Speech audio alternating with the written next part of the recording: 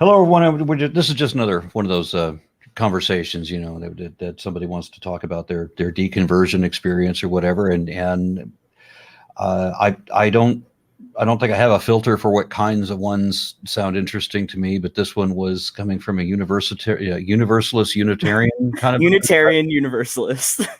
Yeah. So that's what I had. We just say you. I'm sorry. What? We just say you. You. Okay. Yeah. Which just to draw an immediate distinction, that we're a number of the earliest presidents of the United States, the first few, all identified as Unitarian, but not Unitarian Universalists. They were deists or what have you. Yeah. Unitarian Universalism, I believe it is like a combination of those two religions, and I think that happened sometime in the 1800s. If you know Ralph Waldo Emerson, Henry David Thoreau, all those guys were UUs. The Transcendentalist movement. It's a very liberal sort of religion. I wouldn't even know what to call it, really. It's Christian? Christian-ish, but at best. It was Christian enough for my Catholic grandma to say, well, all right, when my mom said she was taking us there. Wow. Okay, see, the idea of it being Christian was one that never struck me. I've spoken at a number of Unitarian Universalist churches. They were always like regular Catholic or Episcopalian church, Protestant churches or whatever initially, and then somebody ran out of money. What happened when somebody else came across money, and so they changed hands.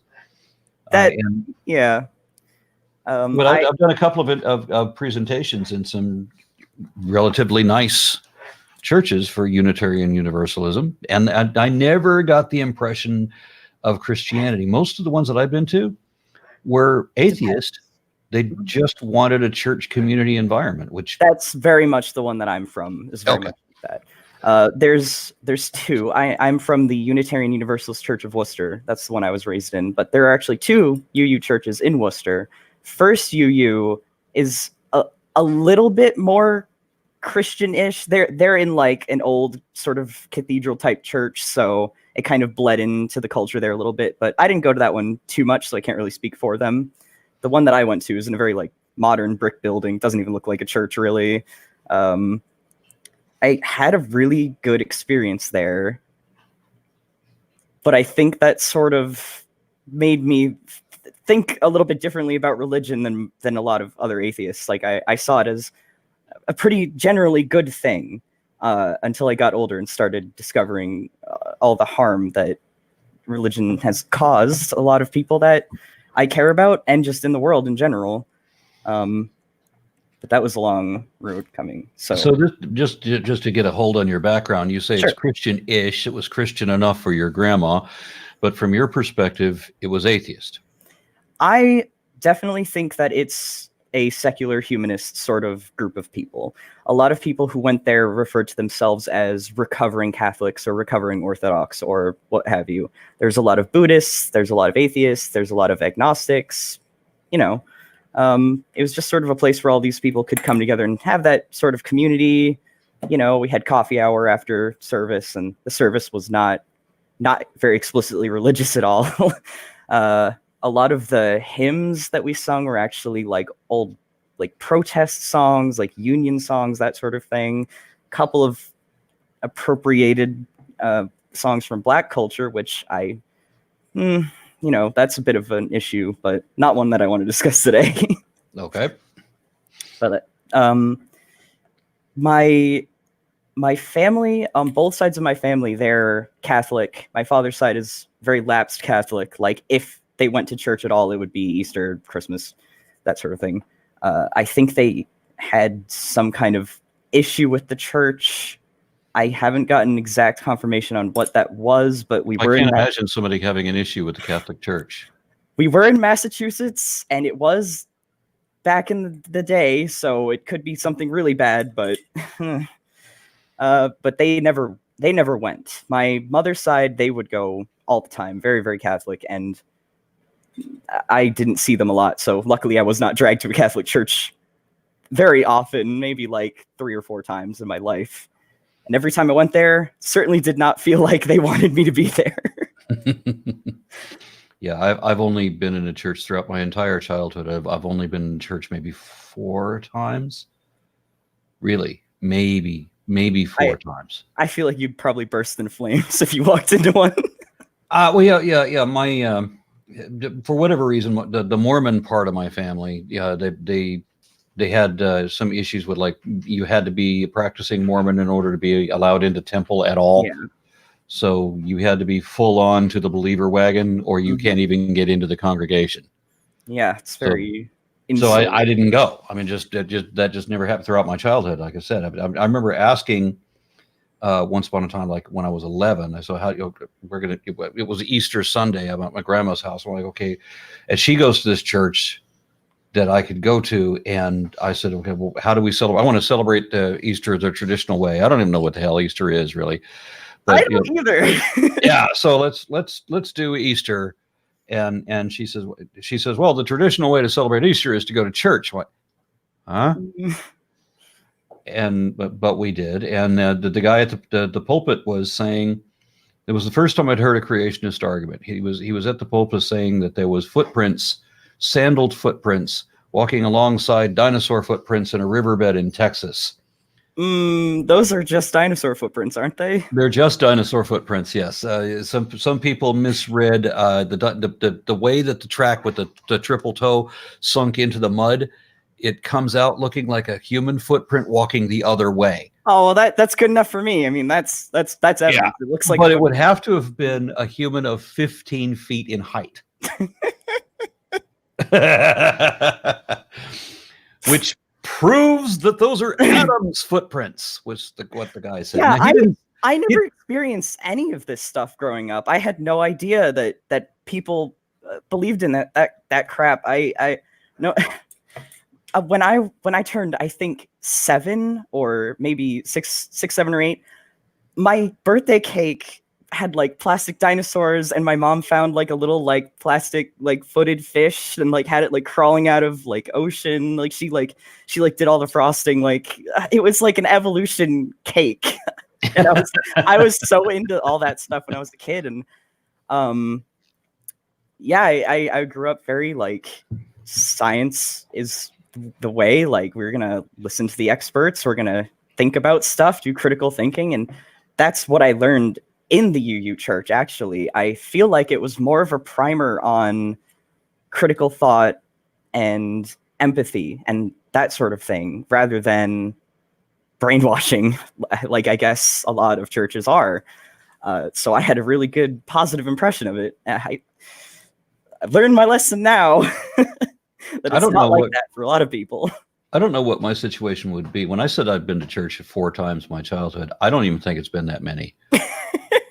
Honestly, there was. I would ask to go to church. I went to church. I went to youth group every Sunday. We lived about half an hour away, and my dad was like, "That's a waste of gas." And I was like, "Well, I want to go. I all my friends are there. We learn good things." Like, it wasn't my life, but it was kind of the place where I felt the happiest growing up. And I think that's because it was a welcoming community for LGBT, anyone of any like creed, background, race, anything. Like that's actually what got me connected to both the neo-pagan occultists, the Wiccans, and so forth. Oh yeah, and also lots of Wiccans there. Lots of Wiccans there. I actually. Part of my religious education, I was taught witchcraft by 2 lesbians. It's not really a church, I gotta say. It's something else, but I would actually recommend it. If anybody listening has a UU church in their area, check it out. Just give it a shot. It still has kind of the trappings of that experience. So if you have bad experiences with that, you might want to stay away. But if you're just looking for like a community and like volunteer work and stuff like that, learning about other cultures, it's a good place to go. It's a good place to bring your kids, or at least from my experience, it is. There are some problems, but overall, I think if you're gonna raise your kids in a church, that's the one to do it. The worst experience that I had in a Unitarian Universalist church was, I remember there was somebody that was essentially the priest, right? The priest, someone playing the character of the priest. The pastor. And they had the weird ass haircut and jewelry and the robes with all the and when I see the robes and everything, and they look like a Catholic bishop or something, I'm like, the robes. Why? At least dress like a Jedi or something. my pastor looks exactly like Santa Claus, and every Christmas he would come in dressed as Santa Claus. But he did have those robes. But I kind of like the idea of it because his has like a rainbow colored stole.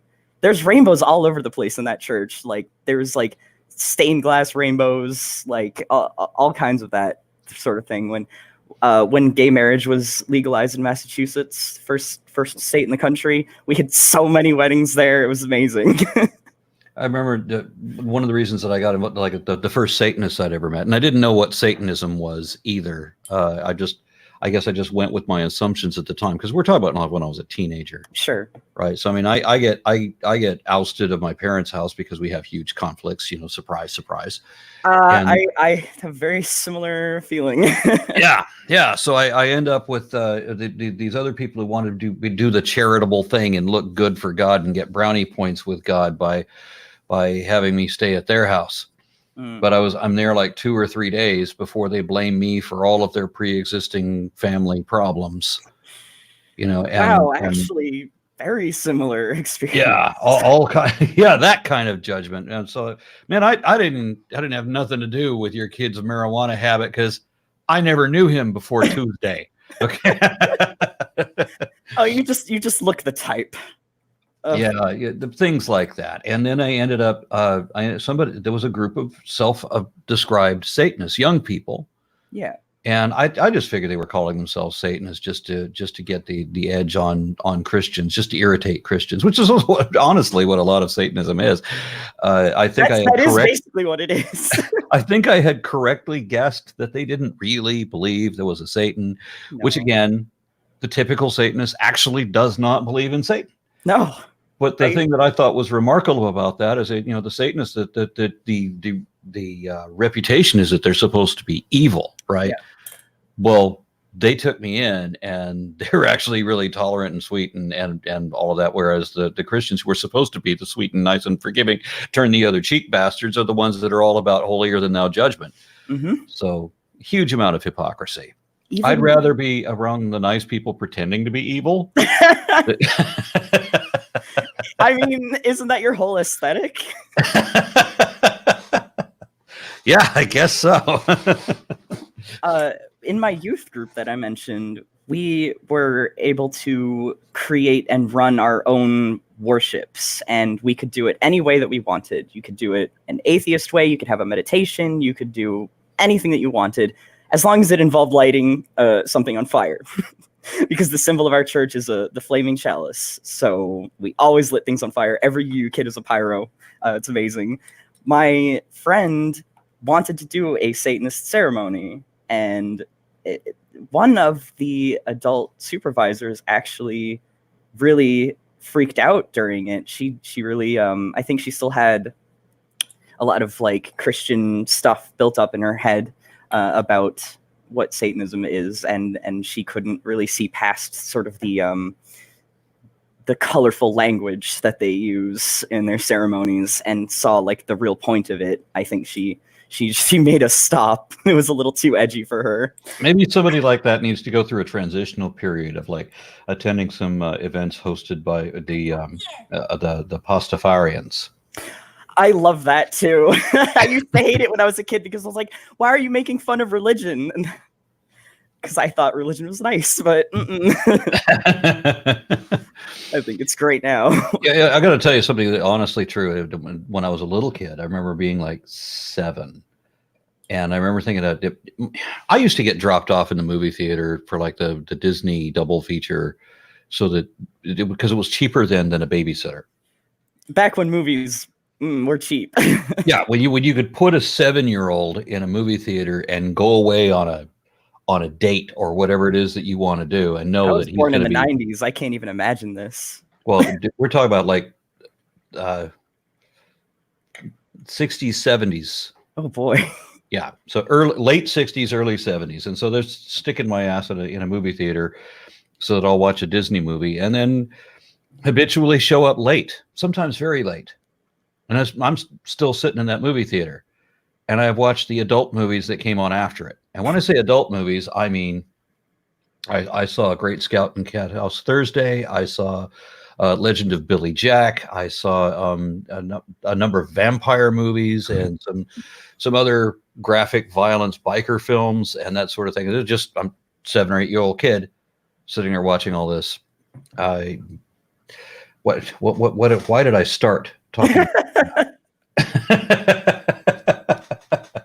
There was a point I was going to. I had to clarify. Pastafarians. Nope, I can't remember. I can't remember what the reason was why I went there. Oh no, I went at it. If you remember, feel free to just bring it up. Yeah, sure. Let me get back to it. Let me get back to the story. When I was 12, I came to church and said, "You know what? I'm an atheist. Like, God doesn't exist." I remember. Stuff. Oh, good. I remember why I said that. Pilgrims. Mm-hmm. So I had seen some movie where, and I can't remember what the movie was, but it was pilgrims chasing people they'd accused of being witches. Mm-hmm. And I remember I had previously seen the vampire movies, like the Christopher Lee kind of vampire movie, like 7-year-old kid, and not just the Christopher Lee ones, because that was the high class. Movie. If you go back to like 1969, 1970 vampire movies. I'm a connoisseur of schlock from the 60s and 70s. Okay, so so I remember one of the advertisements that would come on, like the trailers that would come on before the movie did. Like Jessica didn't believe in vampires. Now she is one. that kind of thing. But I remember that the scariest thing was the vampires weren't all that scary. I never found vampires to be scary, but pilgrims, on the other hand, pilgrims or the Puritans. Yeah. I was a little kid. I didn't understand pilgrims, Puritans, the same thing. Mm-hmm. And so I still have that kind of synapse going in my head.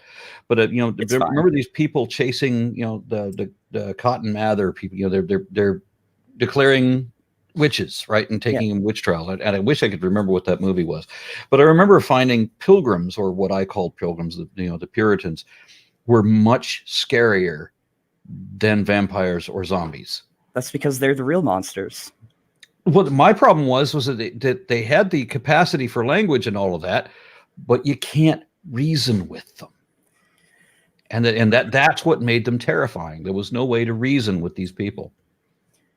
I think if people don't realize in the modern day that witch trials were just the precursor to fascism, I don't know how to talk to those people. Like, if they think that it's just, oh, well, they were just weird people, and then people were stupid, so they just thought they were really superstitious and just thought they were witches and burned them. It's like, no, they burned them because they were women who were living outside of society. They were people who didn't fit in, and they were ostracized. And if they were ostracized and stuck around and didn't die in the woods fast enough, then it was time to kill them. That's what happened in Massachusetts, and that's what happened all over Europe for hundreds of years, and it's still happening now in places. Yeah. And so it is terrifying. Those were the people when I was a little boy, 7 or 8 years old. Those were the people that I found to be the scariest of all monsters. Those are the people that I find to be the scariest of all monsters to this day. Okay, so your position, which was what we were supposed to be talking about. Well, I knew this was going to happen anyways. I've been watching so many of your videos for the last few months. I was just like, if I ever talk to this guy, it's just going to go crazy. Am I that person? Because I'm one of my dearest friends in the world. I know that I can't call her unless I'm on a long road trip, because it's going to be because she's going to bounce so many different directions. And if I called to tell her one thing, it'll be 30 minutes before I get out that one thing. Because we have to go on all these other tangents. That's so relatable. I was 12. I realized that God didn't exist. I was a little edgy about it because 12. And everyone at my church was like, all right, but don't be so loud about it. You're kind of annoying. But like, they were like, of course, it's fine. It's cool. Like, this guy over here, he's an atheist. I heard you mention before atheist priests. Like, being like, why are they still like in the Catholic Church and all that kind of stuff. Oh yeah, well, like not Catholic. Well, not Catholic, but in Austin, there is a Methodist church right downtown, one of the biggest ones, mm-hmm. and their pastor identifies as a non-theist.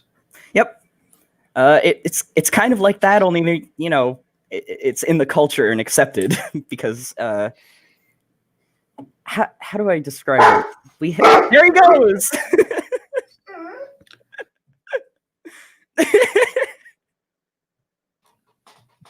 Oh, I love that boy. Yeah, there's no warning either. He heard a dog on another street somewhere, and he's going to communicate with it through our walls. Of course. Well, they can't use phones; they don't have hands. Yeah. Anyway, I'm gonna get back on the topic. Got back on the story because it is actually a story. I was like that for a few years.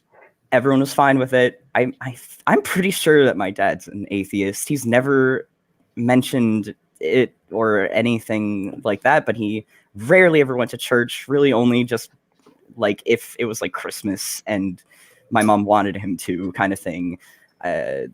So I'm sure he was fine with it. I think my mom is like an agnostic theist. She's like, oh, there's a little divinity in everyone, and like God is in the trees and the butterflies, sort of thing. And I'm like, just cut the crap, Ma.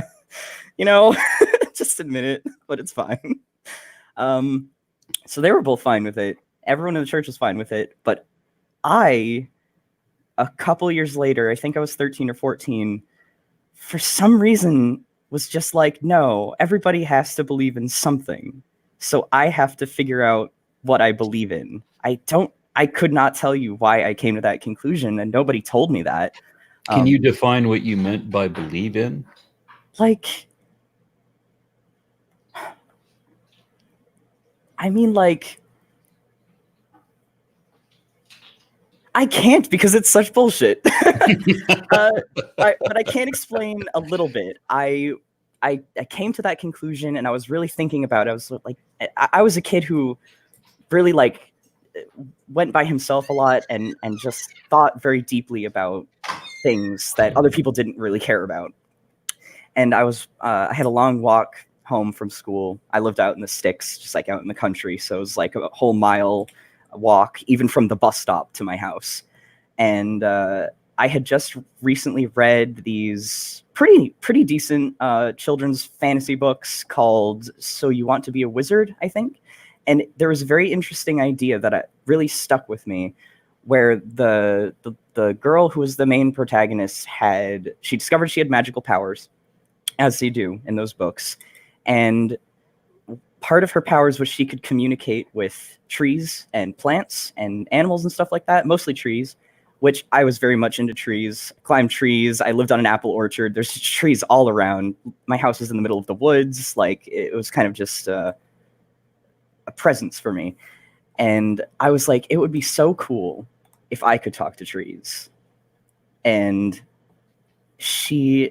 when she needed to get like a branch to make like a wizard wand or whatever, she would ask the trees permission. Like, can I have this? And I always thought that was very thoughtful of her.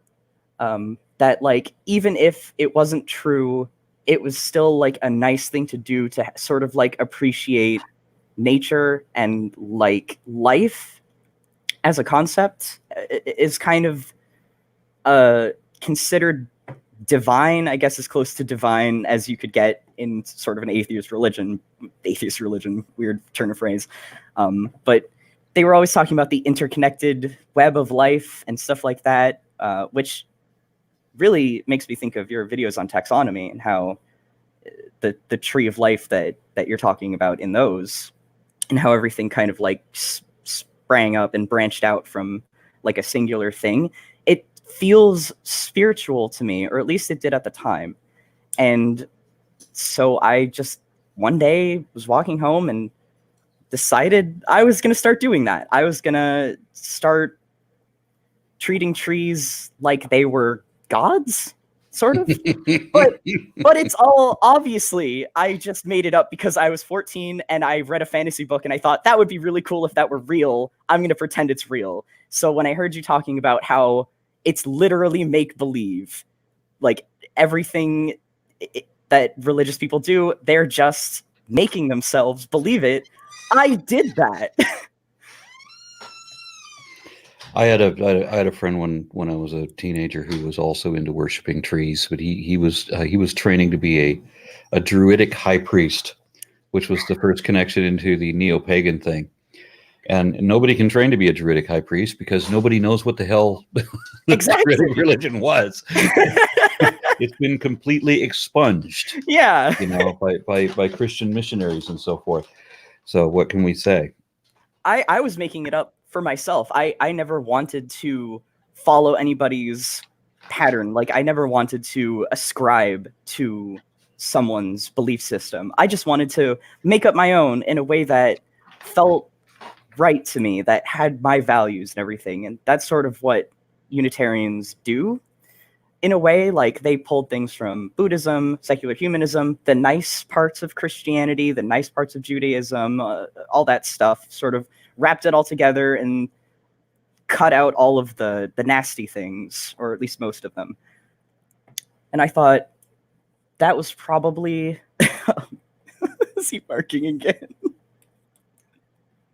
I thought that was probably the best way to go about it. And I was doing that for I was doing that for 4 or 5 years. Hold on just a second, would you? Somebody rang our doorbell. Oh boy. Yeah, my wife had put a muzzle on the great white beast, thinking that would work. And then right after she did that, somebody rang the doorbell, and we saw that did not work. He cannot be tamed all the while. Yeah, I don't know what to do. I haven't heard anything you said for like the last couple of minutes. Oh, I'm sorry.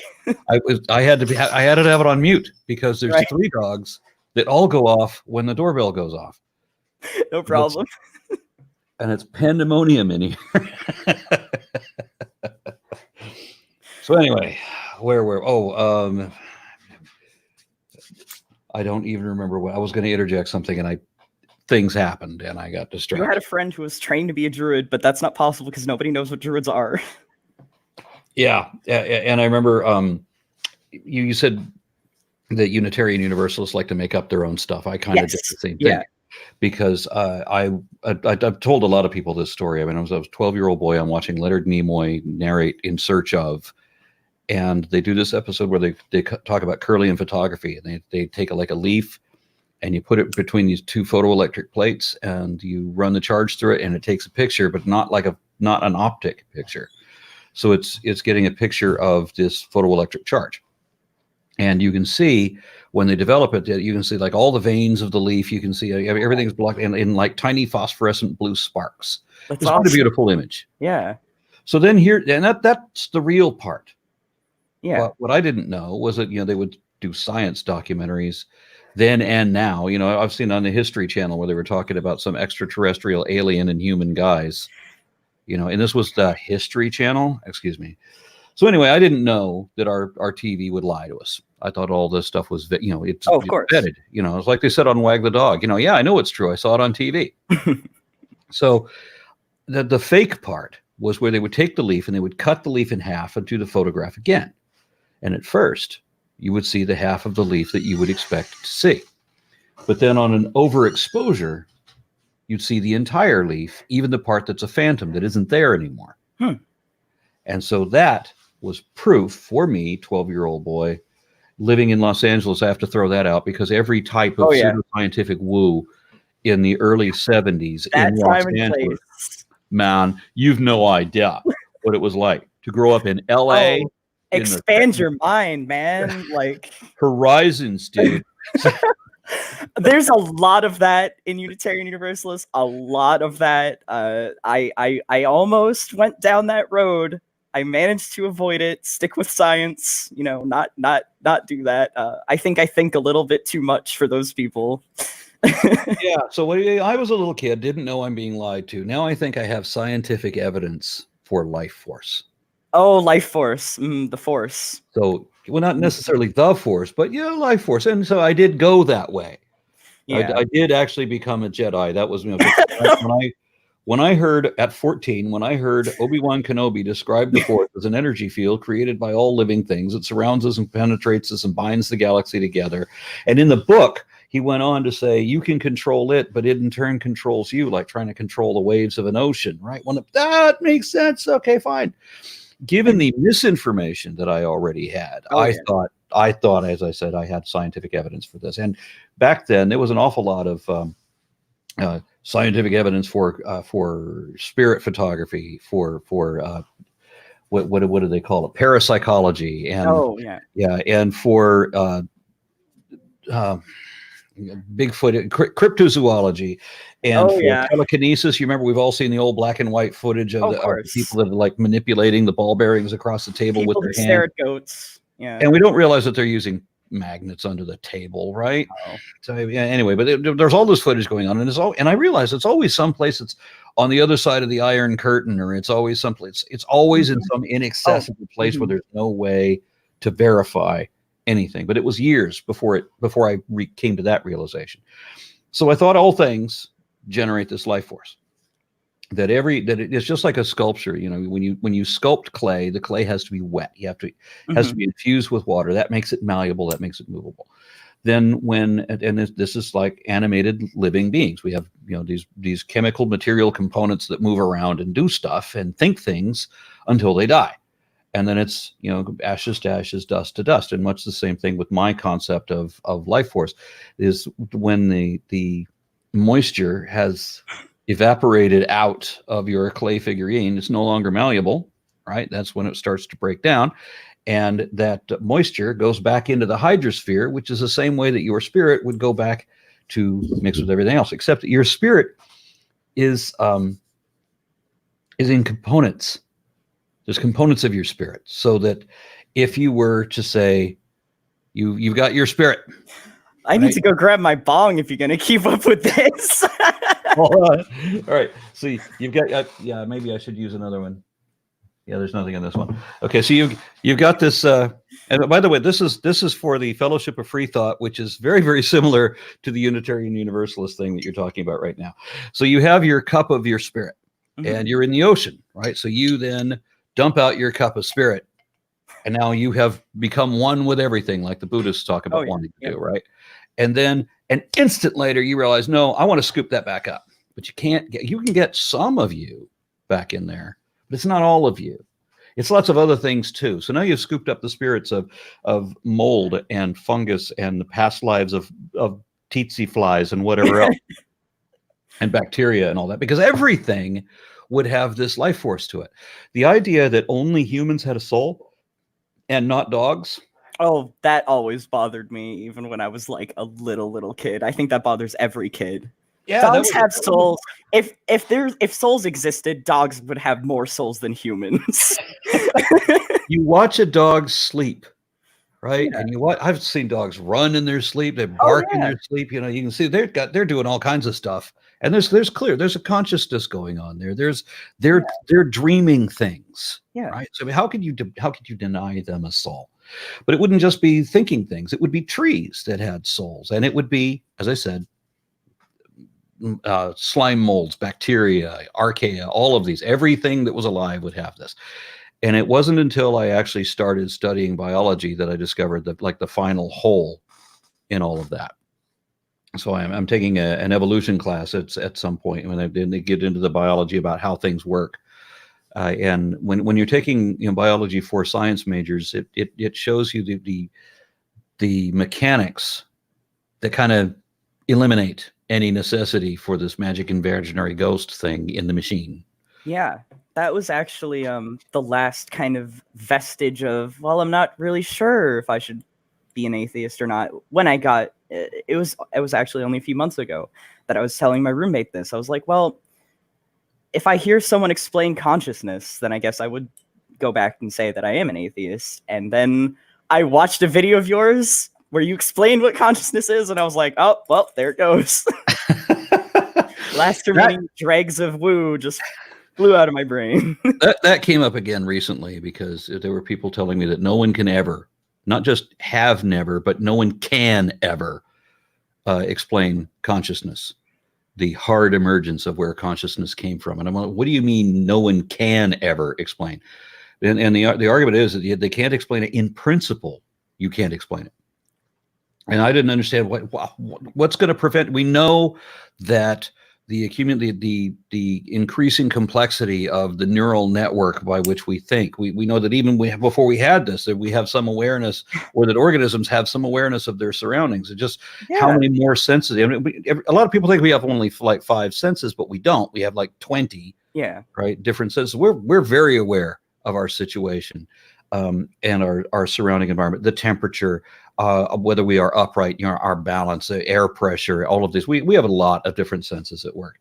And when you increase the complexity of the neural network to understand this, you're going to increase that understanding. It is easy to understand how this can be a cumulative process, but there are people with a philosophical bent who want to say that this can never be explained. Because have you ever noticed, it's like Darwin said, that it's those who know little about science, not those who know much, who say that this or that will never be explained. Yeah. Right.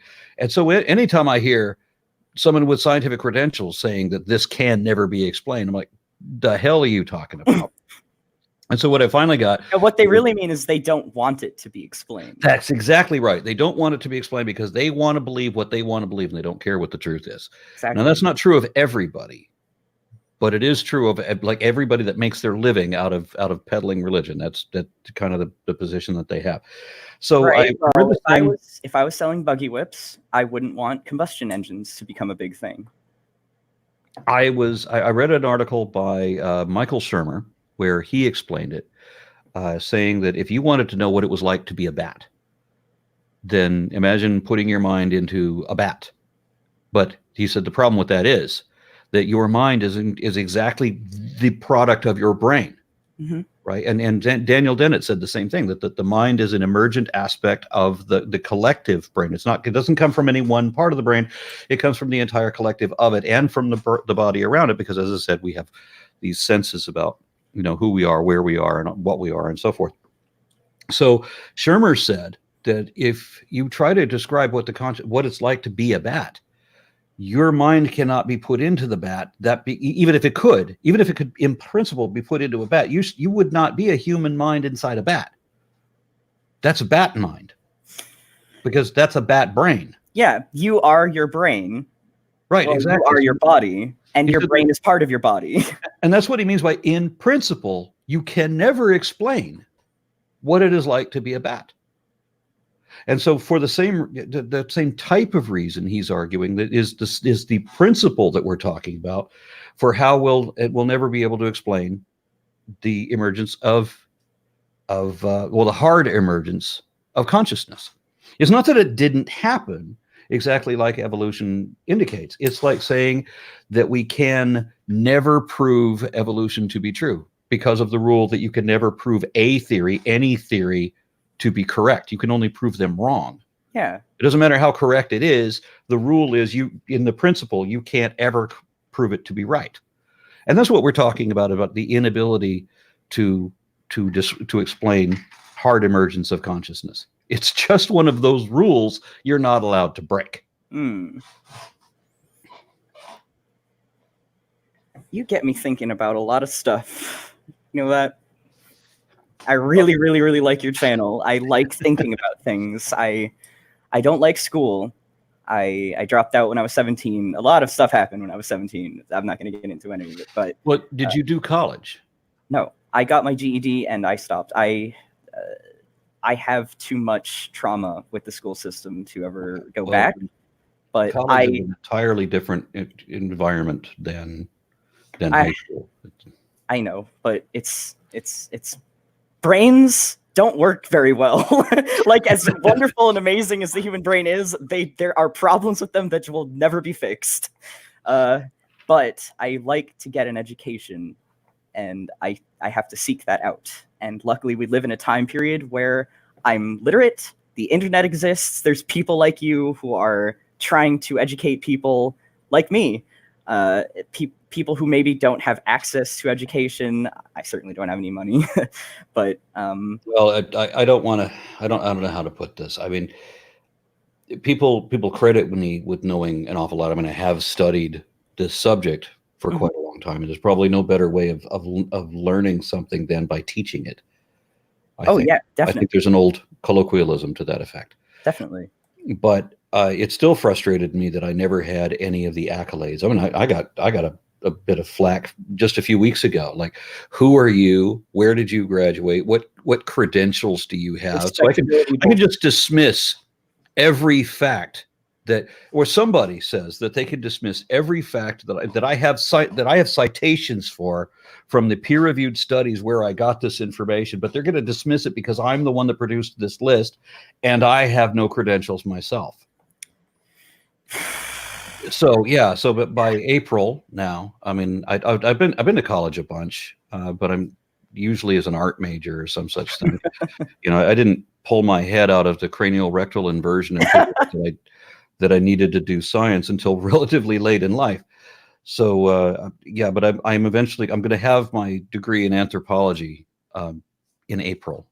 Congratulations. So it's a bachelor's degree. It's not an enormous thing, but at least it's something. At least I can say that I'm I'm a college graduate. I can't even say that. Yeah.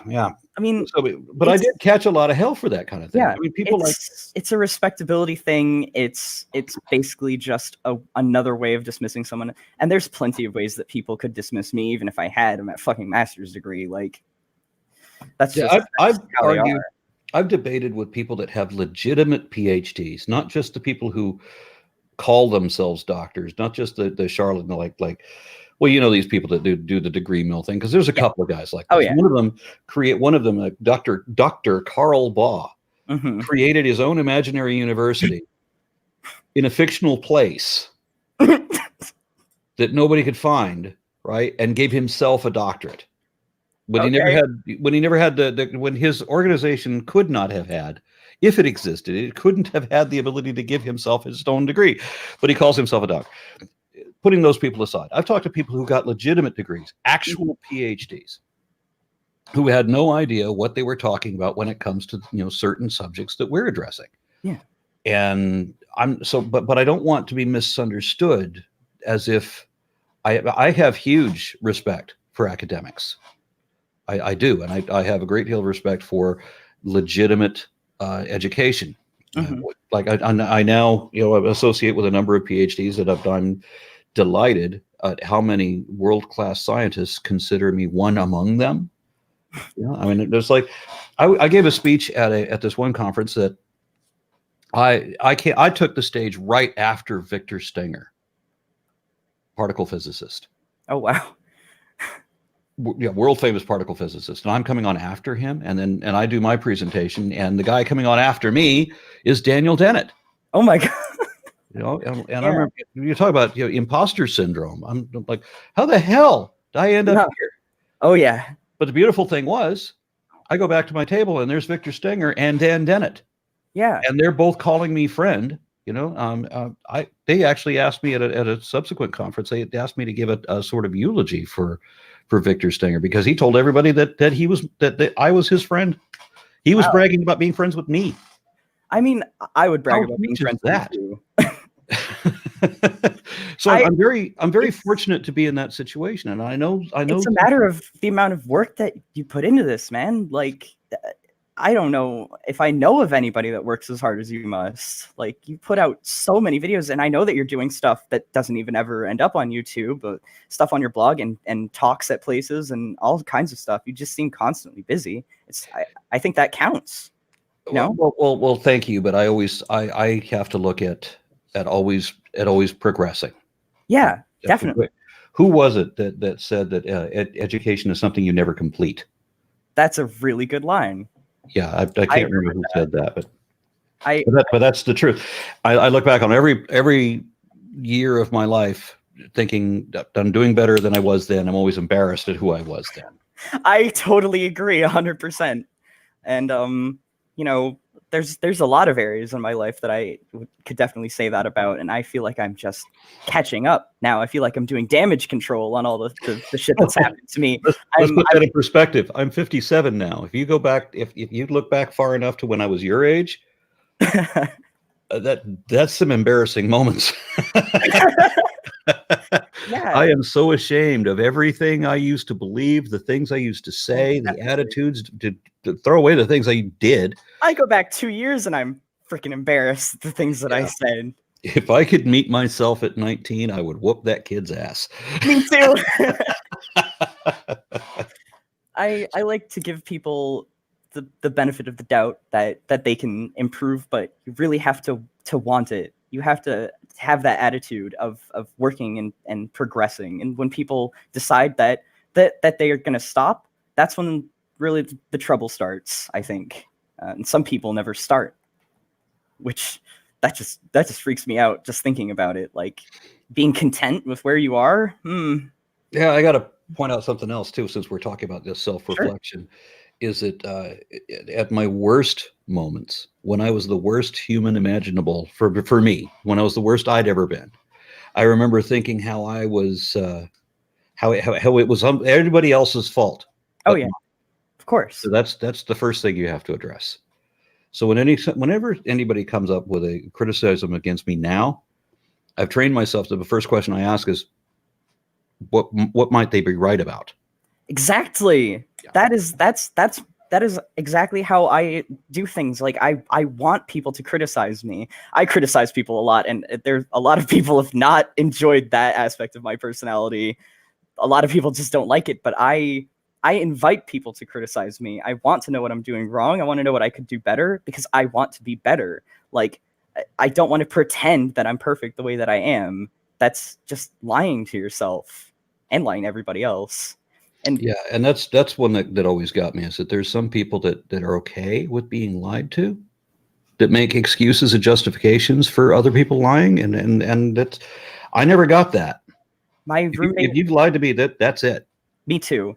But my roommate was raised in a cult, a Christian cult, very awful place, and he's kind of a habitual liar, but we've been working with it with him.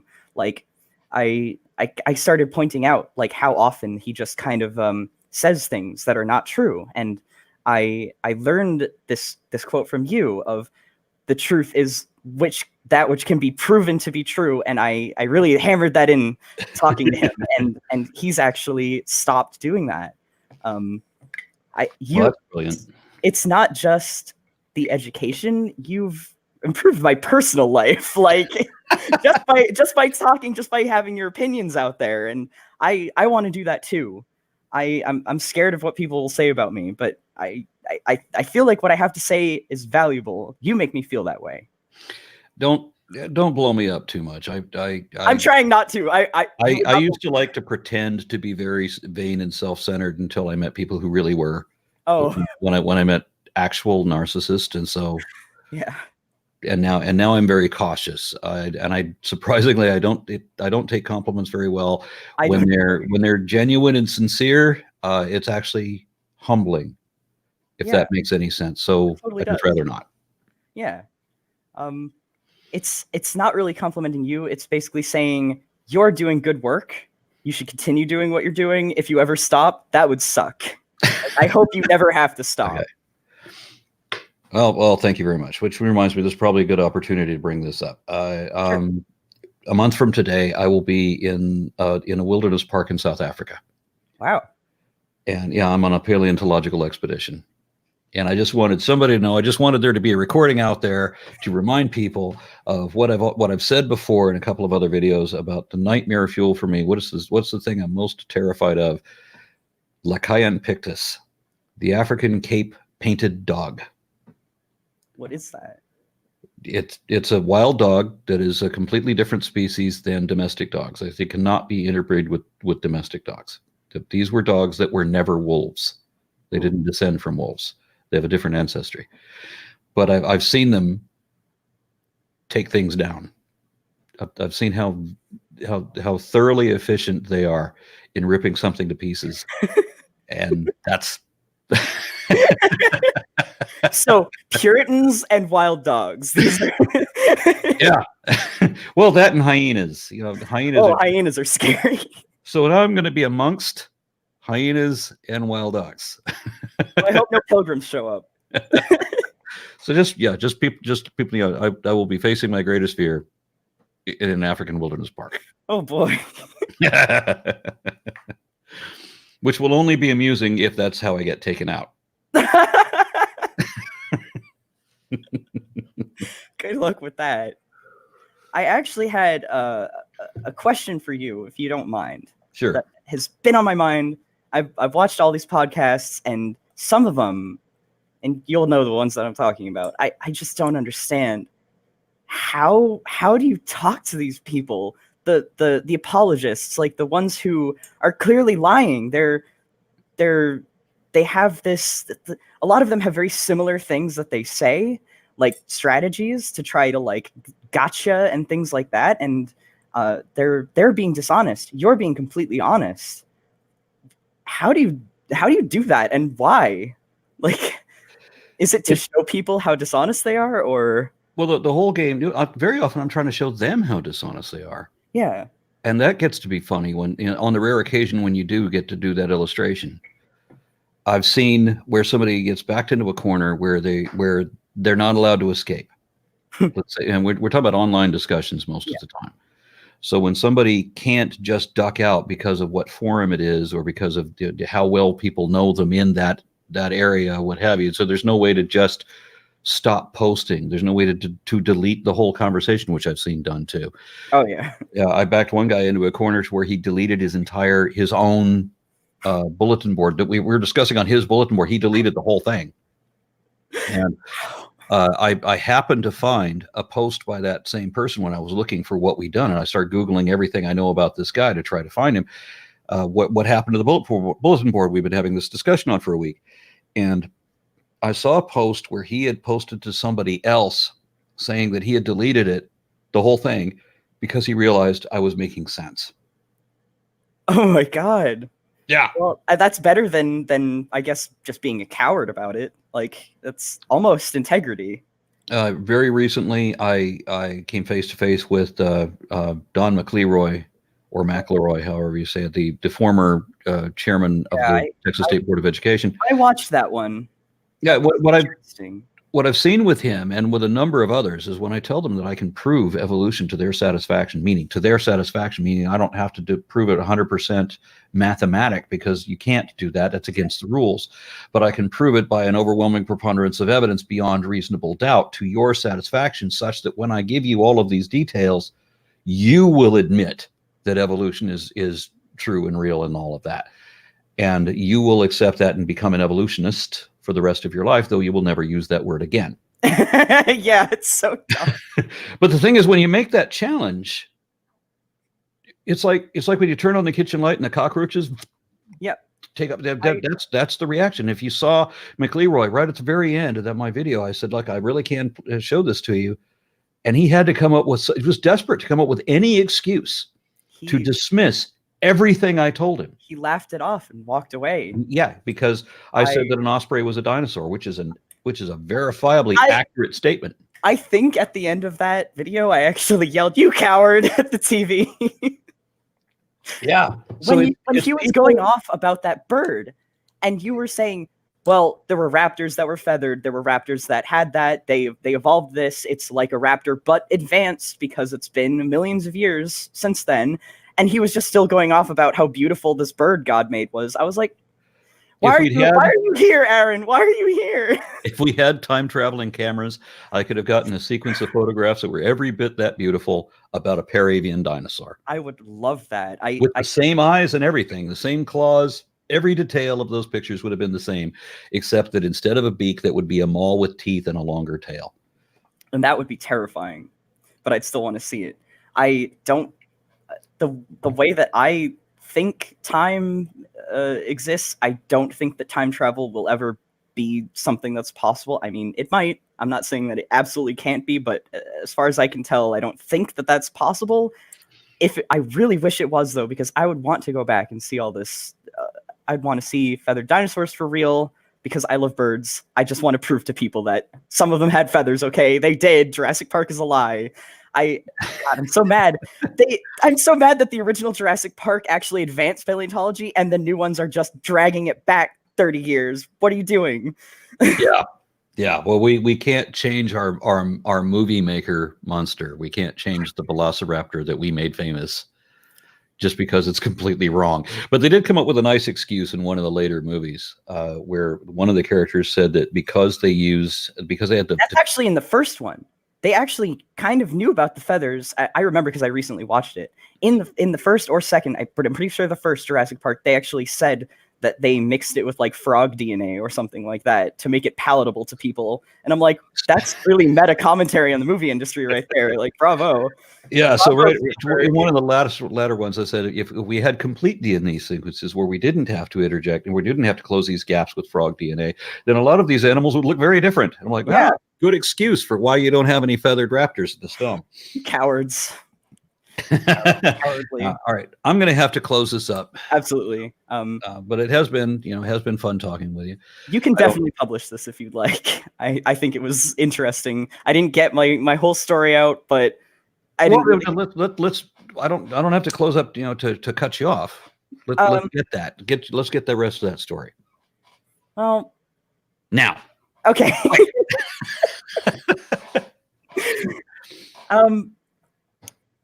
I guess like I was trying to do the same thing I do with my political ideology with a religious ideology of kind of like piecemeal taking things that I like from various things, and I found out there's some things that I think I would align with politically, but politics are both real and not real. Religion is just not real. I even like led like little worship ceremonies that were kind of like very similar to what I used to do in the youth group with some friends, and it was more of just like a way of meditating and ruminating on what you want, that I don't want to go into like the hippy dippy like visualize that sort of thing, but it was sort of like a way to like clear your mind, center your thoughts, figure out what you're going to do in the year ahead, because I would usually do it around like New Year's, but eventually I just kind of stopped doing it. And I looked into Norse religion, like the Thor Odin sort of thing, and I thought there's some groups that are very liberal about it, and I thought maybe that's for me. I never really considered atheism. The main reason that I didn't consider atheism is actually because I didn't know about people like you. As I got older and looked on YouTube, there's a lot of atheists on YouTube that are... I thought atheism was a hard right position because of these people on YouTube. I was like, oh no, I can't even consider that. Like I have to do something else because they don't want me.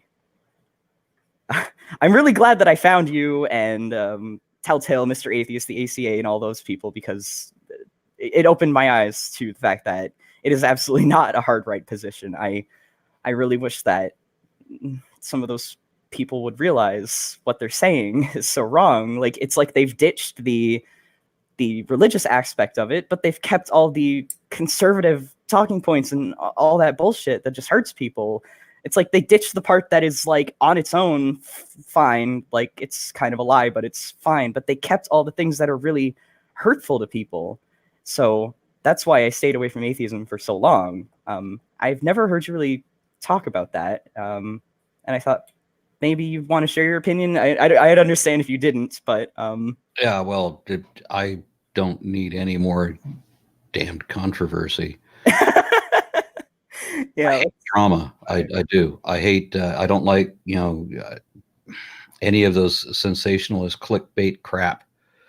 Yeah, I'm just not into it, and so I try to avoid all of every controversial thing that people bring up. I'm not interested. Yeah, and I really respect that about you, because it's not about that. And well, thank you very much. It's not about... It's not about that stuff, the stuff about people. It's not about your skin color. It's not about your gender identity or any of that stuff. It's just about helping humanity progress. I like to think so. So, all right, so I'm gonna let you make whatever final closing statement you want, and then I'm gonna go close it out. If you're out there and you're listening, and if you think that you're someone that they don't want, reconsider. Look for free thought groups. Look for non-religious groups in your area. Find something. Find a group of people who will accept you and talk about stuff with them, and think more. Think critically. Learn how to think critically, and learn how to throw out the garbage that's in your brain, because it's only going to hurt you. Thank you much. Thank you.